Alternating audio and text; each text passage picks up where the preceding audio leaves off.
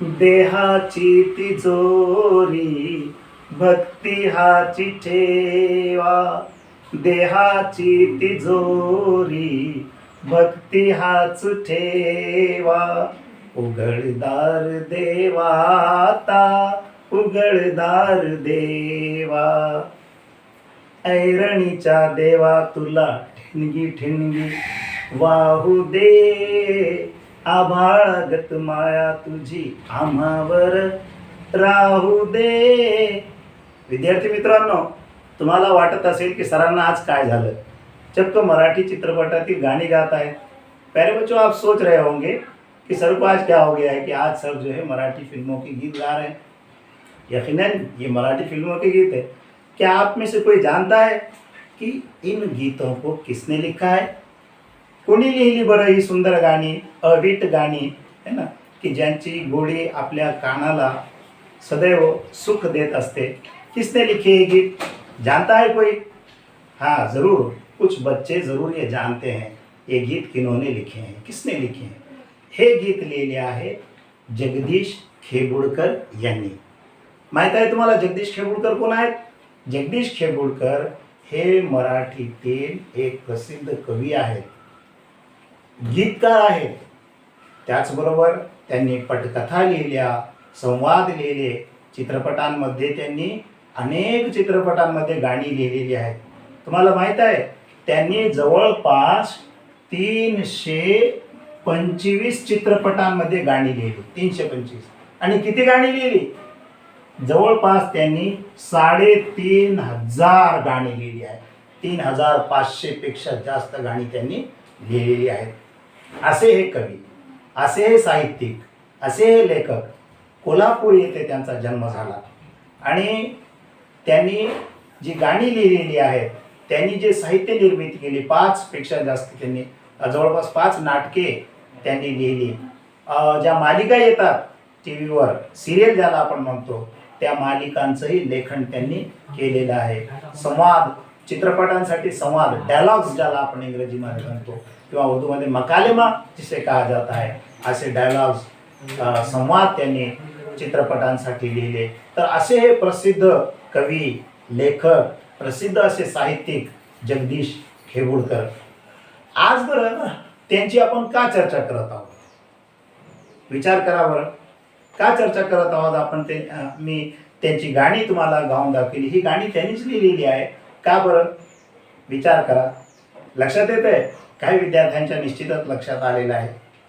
त्यांची एक सुंदर अशी कविता आपल्या 8वीच्या अभ्यासक्रमामध्ये समाविष्ट करण्यात आलेली आहे. हां, तीच कविता. कोणती? आम्ही चालवू हा पुढे वारसा. ही सुंदर अशी कविता जगदीश खेबुडकर यांनी रचलेली आहे. त्यांची ती कविता आज आपण अभ्यासणार आहोत.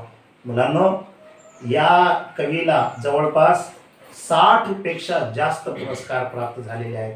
जसं गदिमा पुरस्कार आहे, जीवन गौरव पुरस्कार आहे, असे 60 पेक्षा जास्त पुरस्कार यांना प्राप्त झालेले आहेत. तर अशा या कवीची ही कविता आज आपण अभ्यासणार आहोत, जिचं नाव आहे आम्ही चालवू हा पुढे वारसा.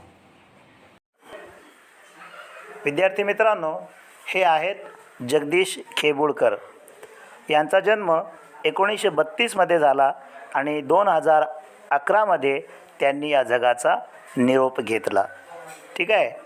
तर आज यांची ही कविता जी आहे, आम्ही चालवू हा पुढे वारसा, ही कविता आपण अभ्यासणार आहोत. चला सुरू करूया.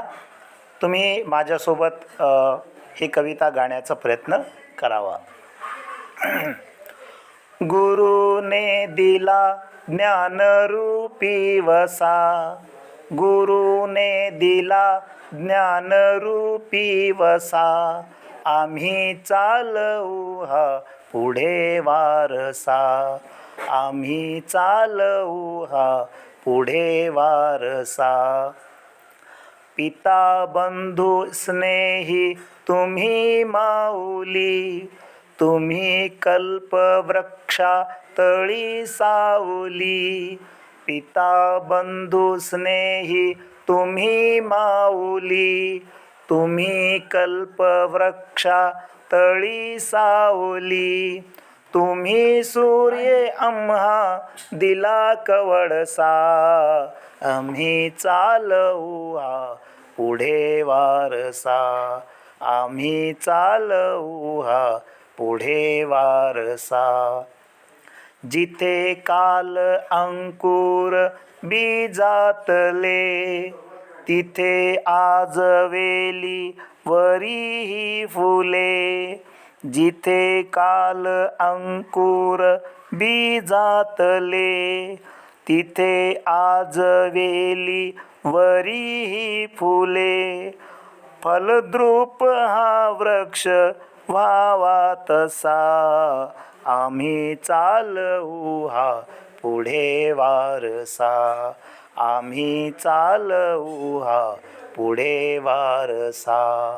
शिकू धीरता शूरता वीरता, धरू थोर विद्ये सवे नम्रता, शिकू धीरता शूरता वीरता, धरू थोर विद्ये सवे नम्रता, मनी ध्यास हा एक लागो असा, आम्ही चालवू हा पुढे वारसा, आम्ही चालवू हा पुढे वारसा. जरी दुष्ट कोणी करू शासन, गुणी सज्जनांचे करू पालन, जरी दुष्ट कोणी करू शासन, गुणी सज्जनांचे करू पालन, मनी मानसी हाच आहे ठसा, आम्ही चालवू हा पुढे वारसा, आम्ही चालवू हा पुढे वारसा. तुझी त्याग सेवा फळाये अशी, तुझी कीर्ती राहील दाही दिशी, तुझी त्याग सेवा फळाये अशी, तुझी कीर्ती राहील दाही दिशी, अगा पुण्यवंता भल्या माणसा, आम्ही चालवू हा पुढे वारसा, आम्ही चालवू हा पुढे वारसा. गुरुने दिला ज्ञानरूपी वसा, गुरुने दिला ज्ञानरूपी वसा, आम्ही चालवू हा पुढे वारसा, आम्ही चालवू हा पुढे वारसा. विद्यार्थी मित्रांनो, निश्चितच तुम्हाला ही कविता आवडली असेल आणि तुम्ही टाळ्या वाजवून माझं स्वागतही केलं असेल. ठीक आहे, ही कविता आपल्या अभ्यासक्रमामध्ये आहे, परंतु तिच्यावर कोणती कृती किंवा प्रश्न उत्तरे आपल्याला परीक्षेमध्ये विचारले जाणार नाहीत. तरी पण आपण काय करूया की या कवितेचं सारांश, या कवितेचा सार मुख्तसर में इस नज़्म का जो है हम खुलासा यहाँ पर समझने की कोशिश करेंगे कि शायर कहना क्या चाह रहा है. तो जैसा शुरू में मैंने आपसे कहा कि ये जो जगदीश खेबुड़कर है, इन्होंने बहुत सारे मराठी फिल्मों के बारे में, इनके गीतों के बारे में हमने चर्चा की थी.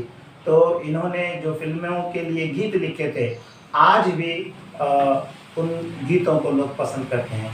विशेष करून पिंजरा, साधी माणसं, चंद्र होता साक्षीला अशी मराठीतील प्रसिद्ध चित्रपटे आहेत की ज्यामध्ये त्यांनी ही गीते लिहिलेली आहेत.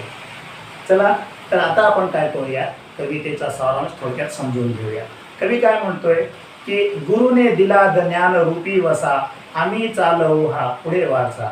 गुरुकडून, उस्ताद की जानिब से, बुजुर्गों की जानिब से जो ज्ञान, जो इल्म हमको मिला है, तर कवी म्हणतो की त्याचा जो वारसा आहे आम्ही पुढे चालवणार आहोत. तो वारसा पुढे कसं चालवणार, तर जे ज्ञान गुरुकडून आम्हाला प्राप्त झालेलं आहे त्या ज्ञानाला आम्ही अंगीकारू, आम्ही आत्मसात करू आणि त्यानुसार आम्ही आचरण करूँ। जो इल्म हमको हमारे उस्तादों से मिला है उस पर हम अमल करेंगे।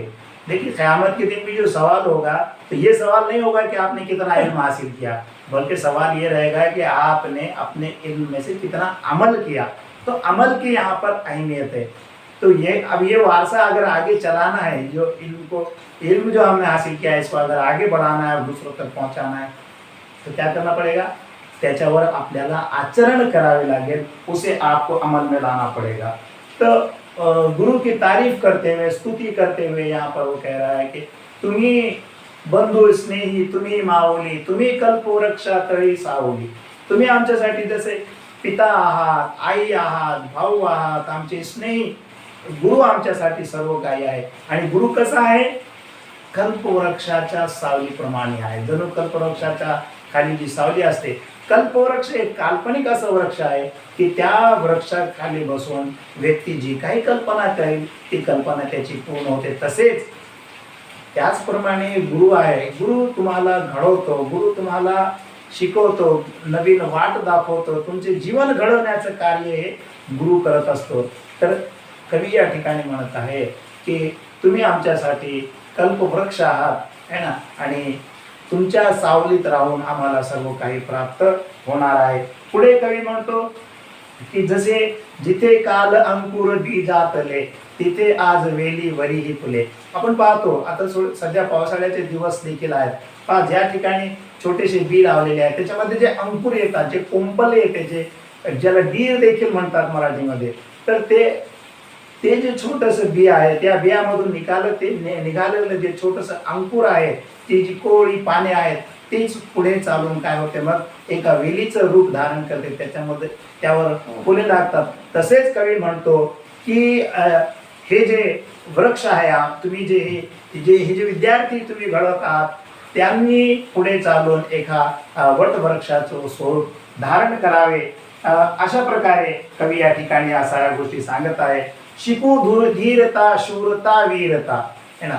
आता कोणकोणत्या गोष्टी आपण अंगीकारल्या पाहिजे, एक तर धीरता, संयम, शूरता, वीरता, बहादुरी, ये सारी चीज़ें जो है तो हम सीखें, उनको अपनाएं और अपनी ज़िंदगी में जो है तो हम उन चीज़ों को अपनाकर आगे बढ़ते चले जाएं।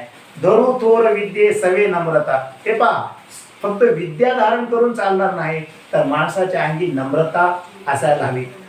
हुज़ूर सल्लल्लाहु अलैहि वसल्लम ने जो फरमाया उसका एक मफहूम मैं आपको बता दे रहा हूँ कि जिस इंसान के अंदर नरमी नहीं है वो इंसान सारी भलाइयों से महरूम रहता है।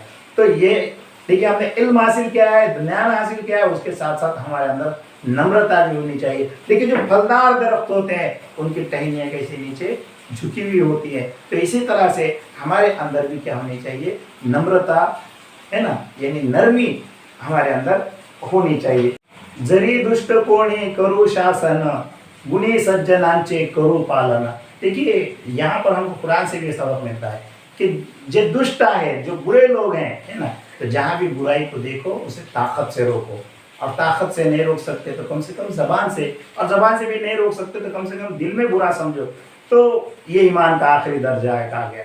तो इस लिहाज से अगर आप सोचे तो देखिए कि जे दुष्ट लोक आहेत त्यांना आम्ही काय करू, शासन करू, आणि जे गुणी आहेत, जे सज्जन आहेत त्यांचे पालन करो, है ना। आपने देखा होगा कि जो हमारे महाराष्ट्र पुलिस है उनके यहाँ पर ऐसा एक बैच लगा होता है, ऐसा हाथ बना होता है और उसके ऊपर एक जुमला लिखा होता है, कभी पढ़ा आपने उसे? उस पर लिखा होता है, क्या लिखा होता है, दुष्ट निग्रहणाय, है ना, सदरक्षणाय खल निग्रहणाय, ऐसा लिखा होता है।